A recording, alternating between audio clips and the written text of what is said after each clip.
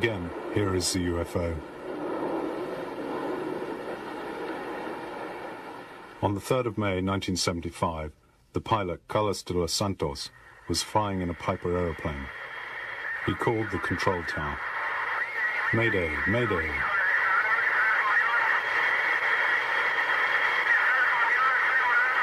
I no longer have control of the plane. I see 3 UFOs flying around me. One has touched the bottom of the plane. The plane is flying without my control. I can see the UFOs. One of them is opposite me. One is on the right wing, and one is apparently under the plane. Carlos was able to escape, but in other cases, in other countries, it doesn't always have a happy ending like this. Mexico City. The UFO sightings became very frequent after the total eclipse of the sun in 1991.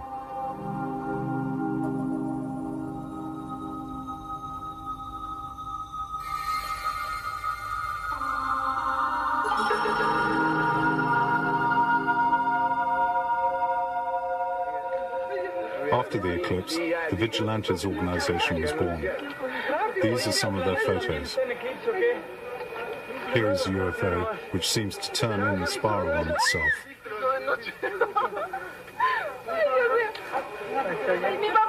Ya no se ve, ¿verdad? Ya no hay nada. Ya salió otro.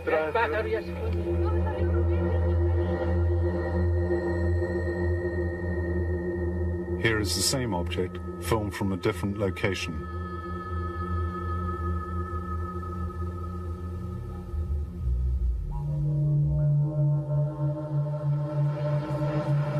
And now 2 of the many analyzed by the University of Mexico City. The first shows a UFO surrounded by an electromagnetic halo. The second, however, is that of a weather-sounding balloon.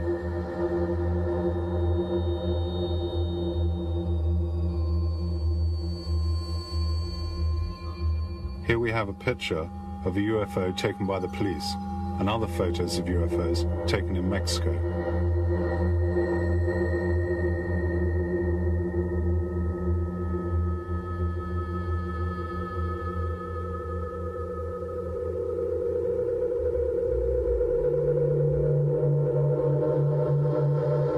And here is the analysis of that on a computer. The researchers then went on to the place and interviewed the witnesses. They say there's no fraud, no hoax. Many sightings have happened in the area of Puebla, not very far from the capital, and at the foot of the volcano. Is there a relationship between sightings and volcanic activity? Here we meet Soledad, a pediatrician with the Vigilantes. Hay una relación muy estrecha en todo esto con los volcanes. Oh yes, there's a very simple relationship between the volcanic activity and the UFO sightings, and I can prove it. 1 week before the eruption, we saw a group of 8 to 10 UFOs, which were moving about frantically, as if they wanted to warn someone. Exactly a week later, there was a volcanic eruption. Una semana después de tanto avistamiento es cuando hace erupción el volcán. This is one of the many photos taken at that time. This is a night sighting filmed by a Mexican cameraman.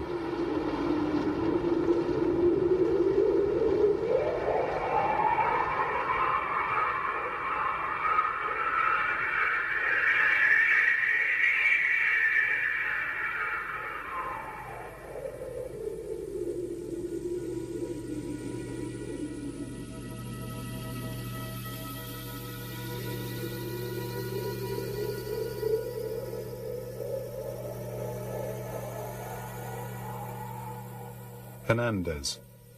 What they have seen are metallic objects, round, sometimes surrounded by a fire-like light or a halo. Certainly, they are rare pictures. They appear suddenly from nowhere and just as suddenly disappear into nowhere.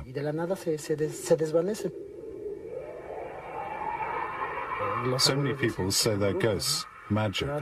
But is it an intelligence which has always existed, which has always been in our culture, even in our pre-Hispanic culture?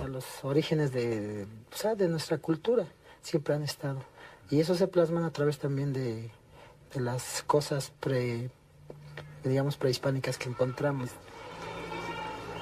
Here we are at Tepoztlán, a couple of hours from the capital, Mexico City, the village in which pre-Hispanic culture is still present in daily life and in its traditions. We meet Carlos Diaz, who in the last 15 years has taken stunning photos and films of UFOs. He says he's in contact with their occupants, and they are beings similar to us. Even these photos have been analysed scientifically. They are enormous objects of light which can transform themselves into metallic discs.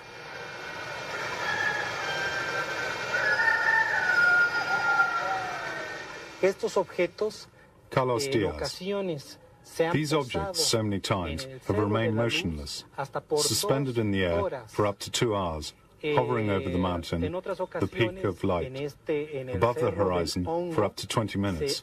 Sometimes they move from one peak to another, very slowly, sometimes, however, incredibly quickly. Muchas veces lo hacen lentamente,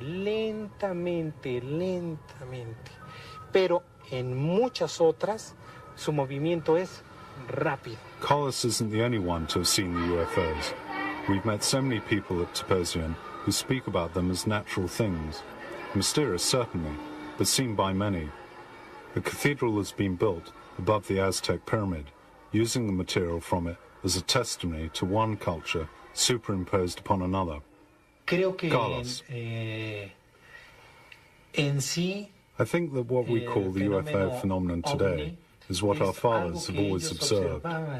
A phenomenon which belongs to reality, which they've always looked at in a natural way, as something normal, without feeling chosen or anything else. They've known these happenings for centuries. Para ellos es algo ya familiar porque se ha visto durante muchísimos años, tal vez muchísimos siglos. The original tradition, Mayan or Aztec, talks of beings coming from the sky, looking like humans, but with extraordinary abilities and knowledge. For this reason, they were seen as gods, coming from other worlds or from other dimensions of reality. This doesn't mean godlike beings, creators of everything, but beings more involved than us, our bigger brothers. The numerous sightings of UFOs in relation to the total eclipse of the sun in 1991 are contained in the old Aztec prophecies. The Mexican journalist Jaime Mausman, one of the most thorough researchers of the phenomenon, talks about them. Here we see an Aztec pyramid which dominates the valley of Tepoztlán. Jaime Mausman. Mexico seems to be a very magical country with magical traditions, old legends, and there are many predictions, prophecies. There are prophecies from the 9th century. That's more than 1,000 years ago. And this prophecy said that we should have big disasters, natural disasters, big confrontations, probably war. They said that the big lords would fall to give new space for the new lords, the new bosses, let's say. And they also said this was the time of the meeting with the masters of the stars. There is another prophecy. This is an Aztec prophecy connected to the eclipse. This eclipse is part of the legend of the eclipses, and this is the sixth sun. And they said that in the era of the sixth sun, everything that was hidden and buried would be discovered. That the truth would be the seed of life and would be the sons of the sixth sun, or sons, those who would travel through the stars. And this prophecy is more than 500 years old. It means that there is something magical connected to it.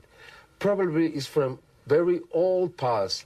Probably all these prophecies were done by them to alert us of what was happening and coming.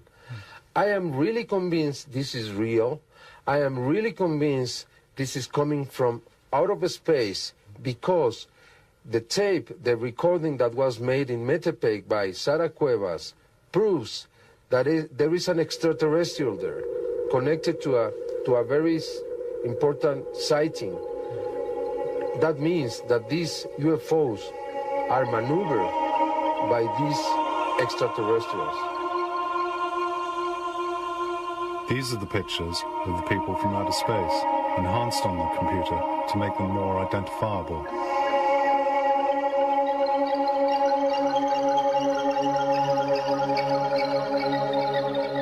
And this is an old Aztec representation of a being coming down from the sky on a cloud, which rules a whole palace, and of a being coming down symbolically on a winged dragon, perhaps their way of indicating a flying object.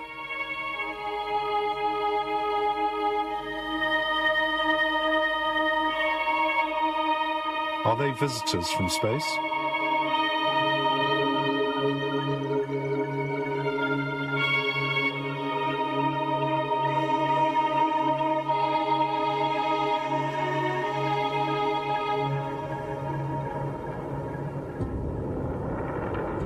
On this bas relief, according to many experts, an astronaut is portrayed, sitting down in command of a spaceship.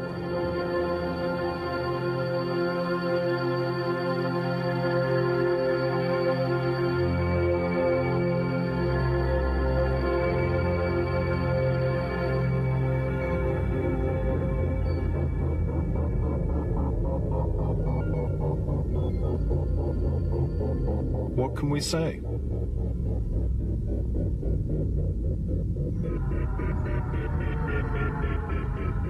In the old traditions, they talk about beings who came down from the sky to bring culture. Then they went away, saying that one day they would come down the old stairs again. The translation of the Mayan hieroglyphics says just this: one day, Kukulkan will return. Is he about to? In ancient cultures, beings from the sky were seen as gods. Is it only a fantasy? It seems not. Only a few years ago, anthropologists discovered the same phenomenon, which they called the cargo cult. Whole populations in New Guinea remained in total isolation from our civilization until towards the end of the Second World War. Then, they saw helicopters and military planes land on their islands, which were transformed into small bases. To get round the population, the pilots bought gifts. At the end of the conflict, the bases were abandoned. The anthropologists who consequently returned there discovered that a new cult had been born. The natives adored the planes and its occupants. They became gods from the sky. The USA. For generations, the Hopi Indians have handed down the memory of the visit by beings from space, and they portray them like this. They are the Casino, mysterious beings who brought great teachings. For generations, these masked men have been dancing so they will not be frightened of them when they return.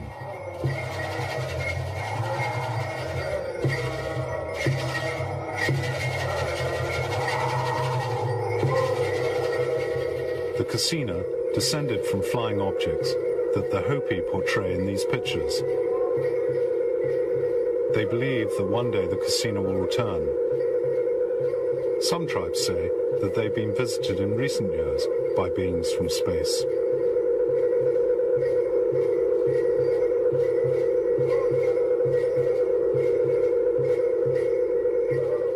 The story of the Kajipo tribe in the Amazon hand down from father to son is the visit of a being from the sky, completely open and friendly, who didn't drink or eat.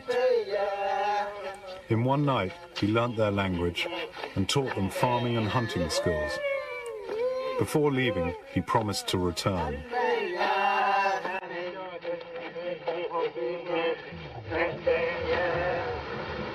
Africa, Mali country of the Dogon, 1946.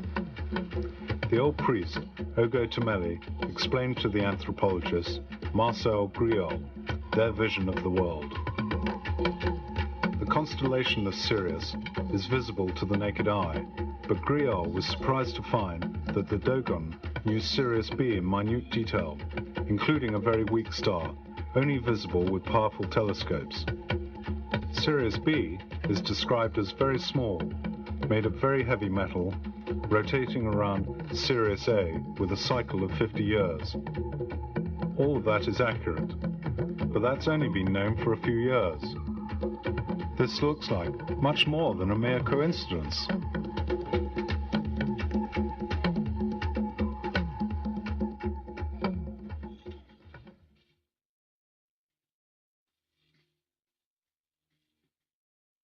The Dogons say that all has been taught to them by the Neuromo, who came from the stars on an arc, red as fire, but which became white when it landed.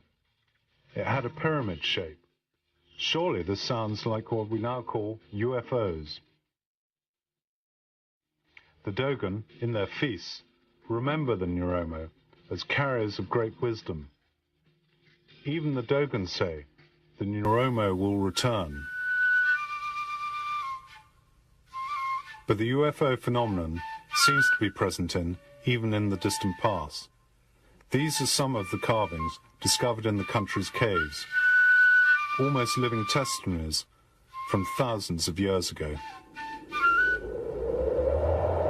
Iraq. According to some experts, we can find very detailed information on UFOs and aliens in the old Sumerian culture, now considered to be the cradle of our civilization. The people then had extraordinary astronomical knowledge. Zecharia sitchin. If somebody says, where did you get the idea? I say, I read the Sumerian tablets, and that's what they say. They said that our solar system is made up of 12 members. And this is stated in the Sumerian text over and over and over again, not one time. And they say there is the sun, which is in the center, not like the Greeks or others thought that the earth is in the center, the sun. There's the moon, which they gave reasons why they considered it a member by its own. And 10, not 9, but 10 planets. Therefore, I'm very happy that when today astronomers look for this planet, they call it Planet X.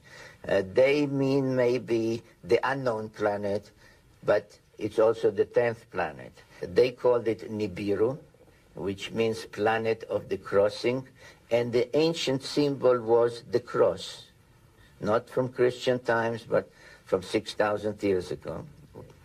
And they say that this planet, the 12th member of our solar system, has a very large orbit of 3,600 years, and every 3,600 years it comes between Mars and Jupiter close to us.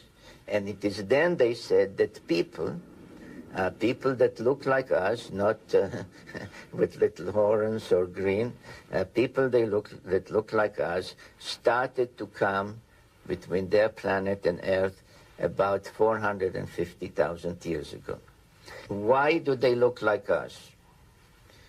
We look like them.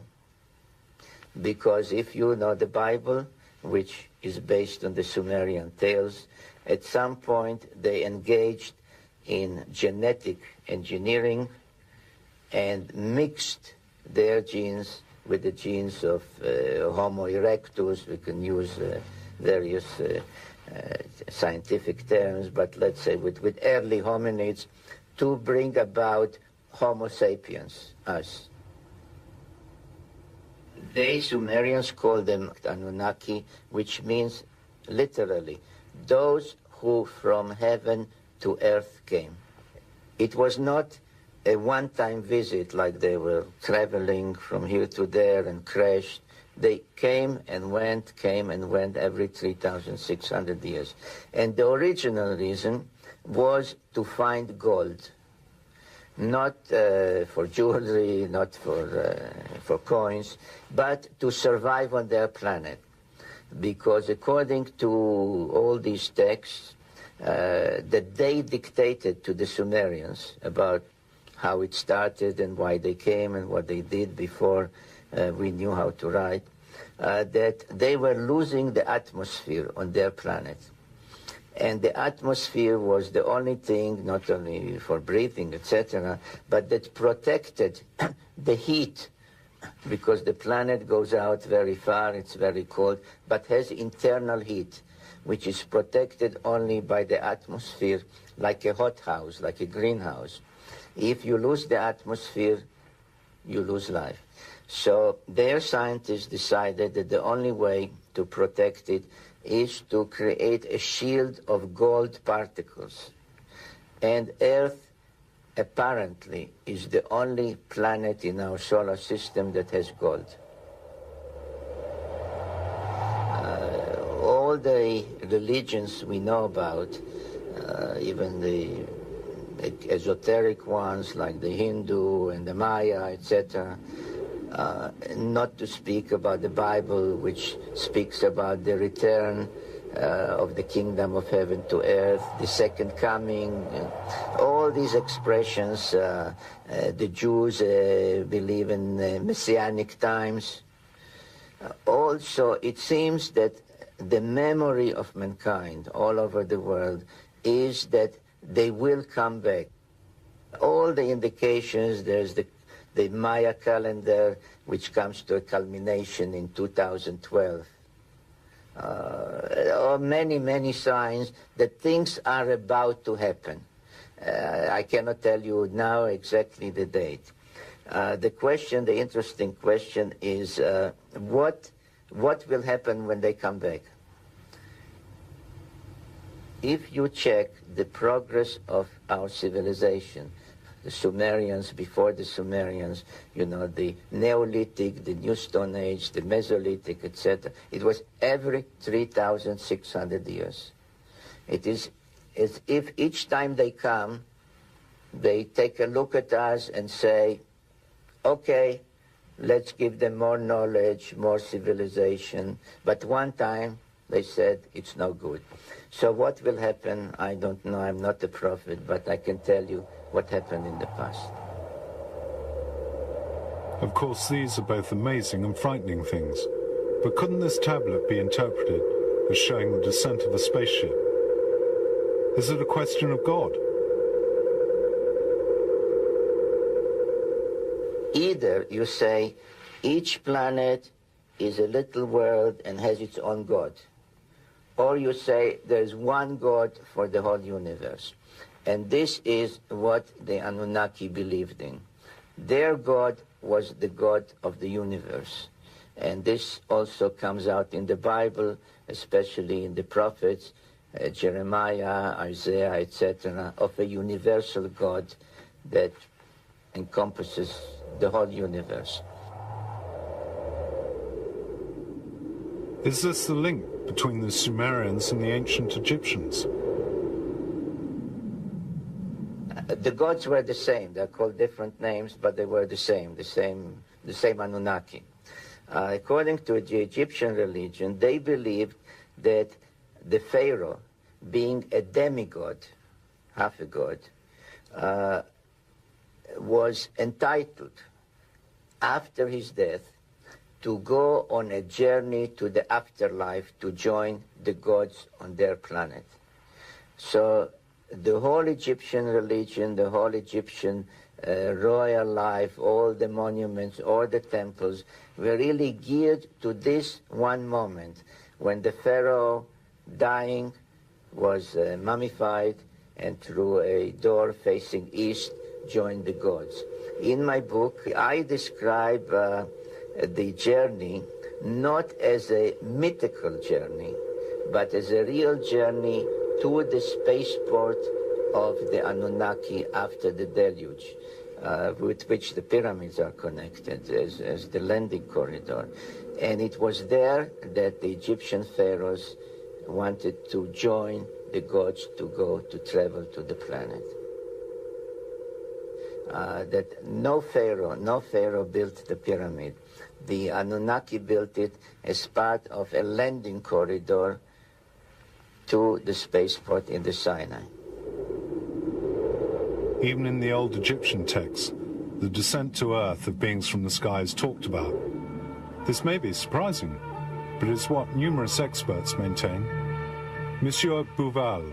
Les anciens Égyptiens nous disent que the ancient Egyptians maintained that their ancestors had come from the stars and that they were the descendants of those ancestors, and as part of their heritage would one day return to their native lands, the stars.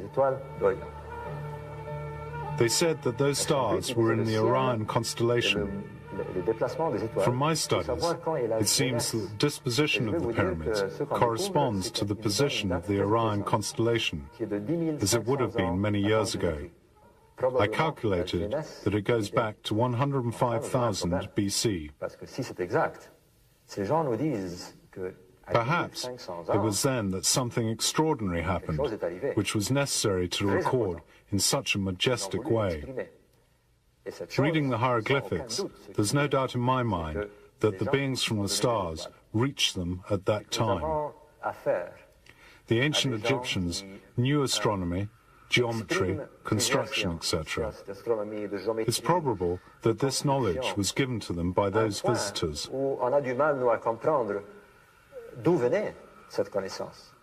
You see, according to many Egyptologists, the pyramids of Giza marked the beginning of a civilization, but I don't agree. I think it was a question of a long-term plan, an apotheosis, which expresses something which had been a long time in the making. Even in the Bible, there are episodes which would make you think of the descent of the spaceships, like that of the prophet Ezekiel and the Square of Fire. This was in 500 BC. Eric von Daniken. Ezekiel describes what he saw. It was a luminous square which got nearer to him. He describes the rotation of it, its wings, the noise, which he compared to that of a military camp, or to the roar of a great mass of water. In the whole account by Ezekiel, at least in the Hebrew original, the word God is never mentioned. Ezekiel worked in the fields with others. Then he saw the Square of Fire coming down. They all threw themselves onto the ground, frightened. He then heard a voice, which in its own language told him not to be afraid, calling him Son of Man. Ezekiel was no longer afraid, and he looked at the square and described it as splendid. On the top, he sees something similar to a sparkling precious stone, inside which he saw a throne on which a man was seated. Und auf dem, was wie ein Thron aussah, saß etwas wie ein Mensch.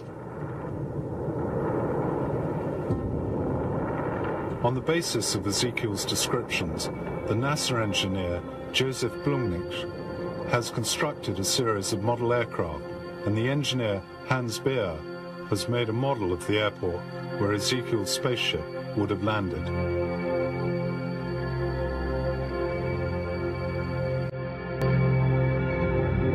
Now we're in India. In the ancient Vedic texts, you can find testimonies of astronauts who've come from other worlds and from other dimensions, who have met beings from different races, exhibiting extraordinary powers.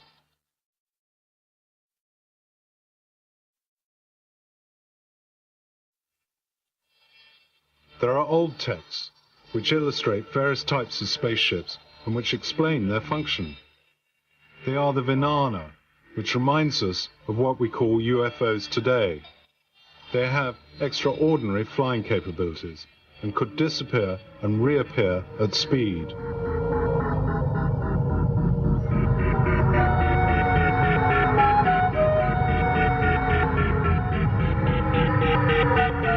In the ancient texts, they talked about objects as big as whole cities parked in space, and from which smaller armed objects left to wage war with other flying objects.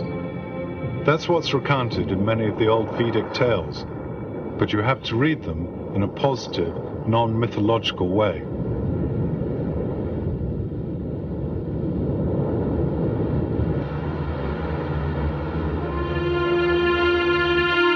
This is Mr. Thompson. The UFO phenomenon and the descriptions in the ancient Sanskrit texts are referring to one common reality. One can generalize this further and make a general cross-cultural study of reports from many different cultures of interaction with different kinds of beings who are endowed with what we would call paranormal or mystical powers. And you can see that the same features appear over and over again in these different accounts. So I'm interpreting this as evidence that these accounts refer to something actually real, that people from different cultures are describing the same sort of thing because they're interacting with an actual reality, as opposed to simply speculating or coming up with mere poetry. This monument is a Vimana. In the ancient texts, there is talk of abductions by aliens, a current theme today.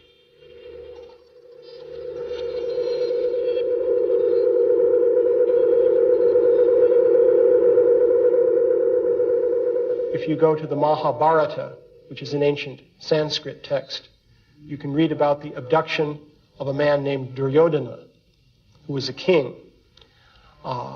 He was carried away to another place by certain types of beings who then spoke to him and explained how they were using him as part of a political scheme that they were involved with. If you look at the specific way that they took him away, the way they dealt with him, the way they brought him back, the way he psychologically responded to this by forgetting about the whole episode and having an experience of missing time, as it's called, you'll see there are many parallels between that and the modern-day accounts of abductions. So I would propose that a similar kind of thing is happening. But is there a common thread between the various cultures?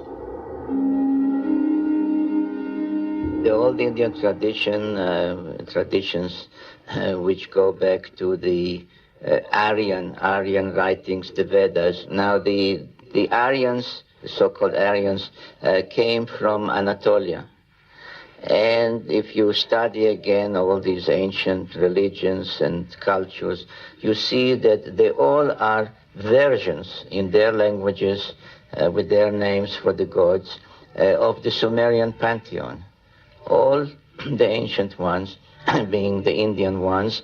So all the Vedic gods, the Aryan gods, you can shift to the Americas if you want. You know, in Mesoamerica, the Aztecs spoke of the chief god Quetzalcoatl. The Mayas called him Kukulkan.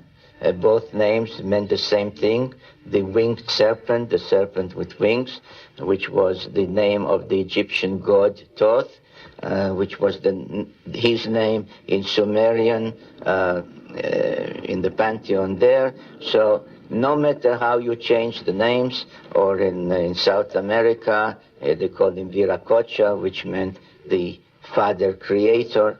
So all these, if you strip them from their language and say, but what does it mean? What does Viracocha mean? What does this mean? You find that it is the same story, the same Anunnaki who came to Earth from Nibiru. This thesis of Sitchin, with a common root for all these histories, is fascinating, even though it's been much discussed. UFO sightings are present in many cultures. In the Greek culture, they talk about luminous bodies seen in the sky, the doxa. In the Roman era, Pliny, Seneca, and Tito Livio talk about the UFO phenomenon. In a book by Cinlio Osquente in the 3rd century AD, we read about flying burning shields, the clippi ardente.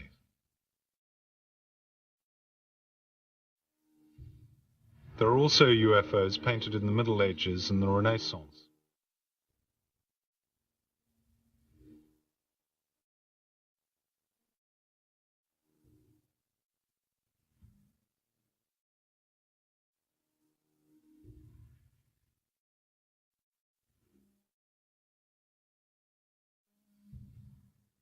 This engraving of 1479 shows a flying object in rocket form.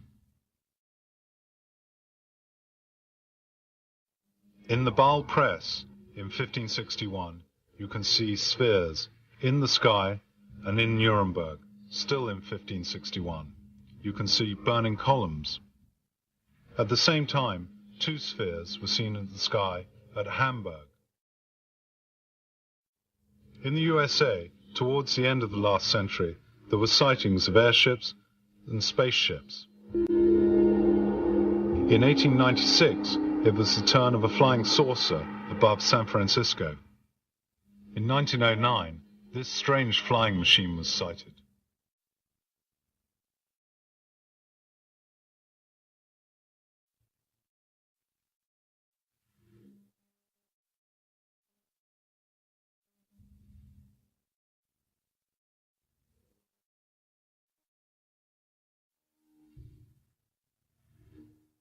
The modern history of the UFOs started on the 24th of June 1947 with the sighting of a mysterious object by the American pilot Kenneth Arnold. But how did the UFOs, over the centuries, have so many different shapes? Johannes Viehbag. I think that it's an explanation. My hypothesis, that I have called the hypothesis of the blackout, is that these objects adapt themselves to our imagination. What we see are not spaceships in the sense in which we understand as our rockets or space probes. They are projections, which we can also assume are material forms. I think that they adapt themselves to our conceptions of the moment. Probably for this reason, the Middle Ages, sailing ships were not seen 100 years ago, like those described by Jules Verne. Today, however, we see disks, cigarette-shaped objects, or more recently, triangular objects. Perhaps the whole UFO still adapting to our imagination of the moment. A phenomenon which seems to be linked to this complex and mysterious theme is that of crop circles. The question one could ask is there perhaps someone who's trying to tell us something, as they were thousands of years ago?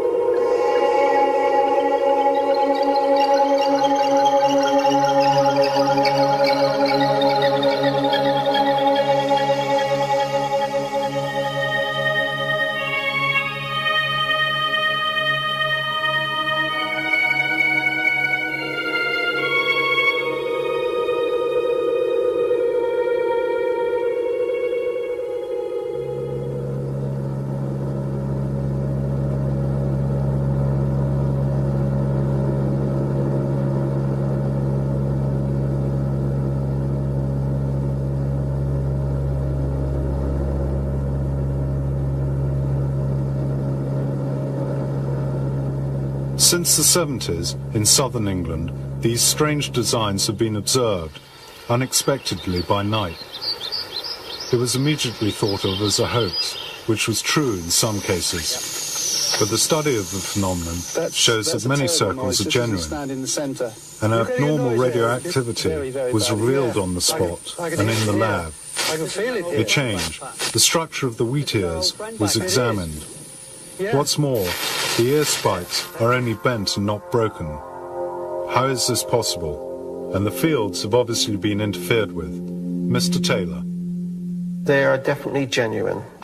I have lots of information to prove that something locks on to a particular thing in the cornfields, and they do this in the dark. What happens, you have a green field, and whatever it is it can see in the dark, to such an extent it will pick a line that your eyes, the human eyes, cannot pick up in the day, lock onto that, and use that as a center point. I have many small circles about this big, right in the middle of the tram lines, and that's about 11 meters away from anywhere, and there are no marks to it at all.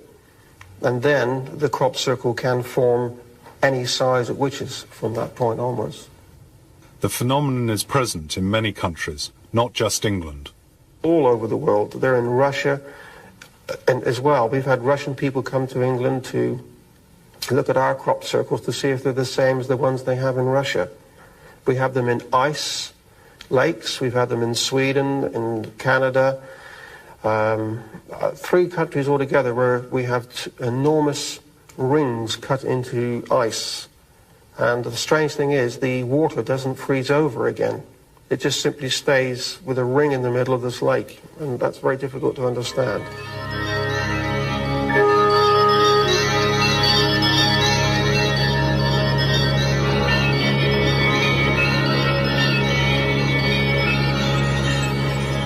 Colin Andrews. Certainly since 1989, there began hoaxing. So undoubtedly, many of the crop circles appearing around the world, but particularly in southern England, are hoaxed circles. But for certain, there is a core phenomena, which is a very important phenomena. I have my own views on where I think perhaps the, shall we say, the crop circle maker is coming from. The crop circle phenomena has a complete and absolute parallel with that UFO situation.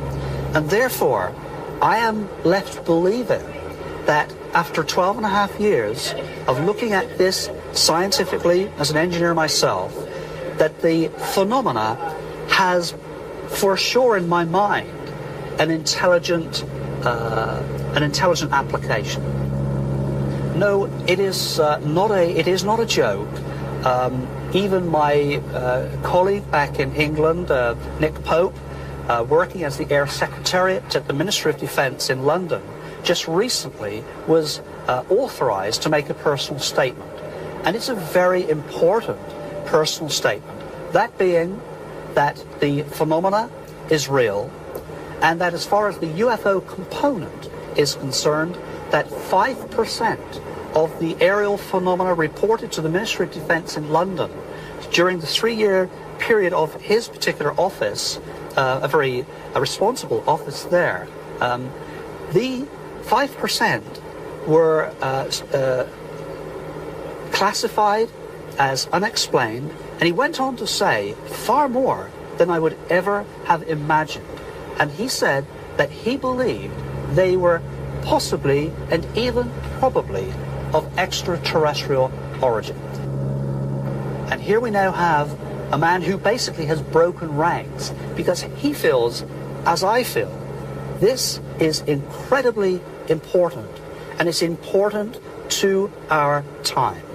This is a very important time for the survival of humanity, let alone the resolution of a phenomenon of this kind, which is potentially profound. This is a special time. Since 1976, when we first realized the significance of the ozone problem and the deterioration in the environmental situation, since that time, that same year, the crop circle phenomena arrived. It has continued to escalate in complexity, in its size, in its distribution.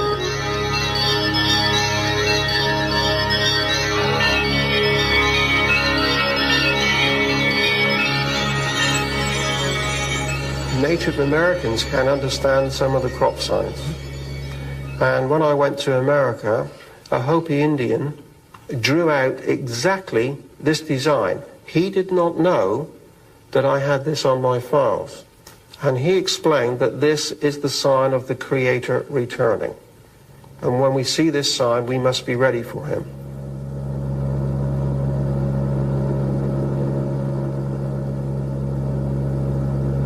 We have looked very closely at the building blocks of the crop circle phenomena, and they are identical to those patterns which we have seen in, from the Native Americans, in the Hopi Indians, the Dogon people, the Aborigines. All of the indigenous peoples have drawn these same patterns for many, many years. And when in experimental laboratory conditions, we attempt to look carefully at the human mind in a state of meditation, when you place a dark screen in front of your eyes and you try to think zero state, the first thing that occurs is that simple patterns begin to cross your vision. These are known as the phosphenes, the innermost workings of the human mind. These are the same patterns. It isn't a direct interference, it is a spiritual nudge, a pulling, a twigging, widening of our vision. And it starts in one place and must finish there. It's self. I think these times are too dangerous to rely upon the direct involvement of extraterrestrials, nice as that might be, and nice as it may perhaps be at some point. But I think this starts and finishes with us. Man must take account of himself, of his responsibility towards the next man, towards nature, and the entire universe. Everything is linked. This is the message.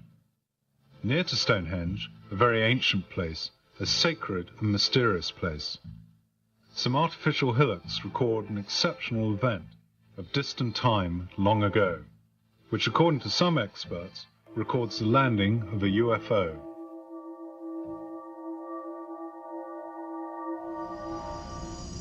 Thanks for watching. Subscribe to Uforbs Disclosure channel for weekly UFO and orb sightings.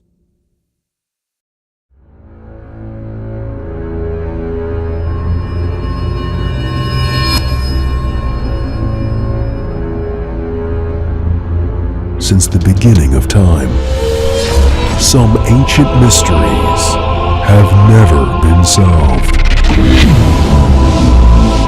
To take an unforgettable journey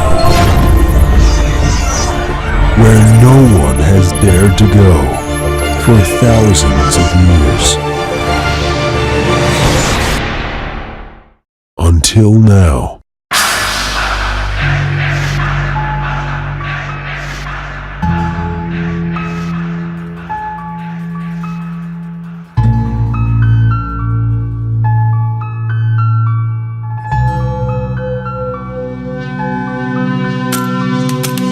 There were giants in the earth in those days, and when the sons of God came in unto the daughters of men, and they bare children, the same became mighty men, which were of old men.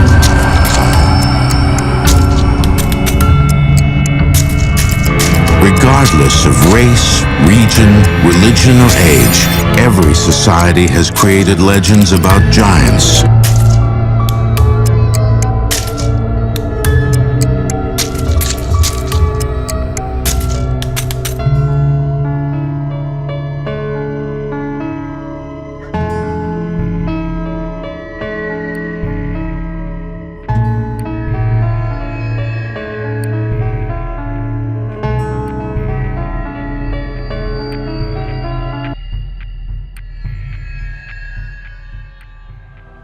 The Maya and Incas of South America believed a race of giants existed on Earth before the Great Flood. So did many other ancient civilizations. Some took them for gods, others left likenesses of them in stone or wrote about them in their histories. The Greeks and Romans told of blood falling from heaven and landing in the lap of the earth goddess Gaia, who gave birth to the Titans, a race of fearsome giants.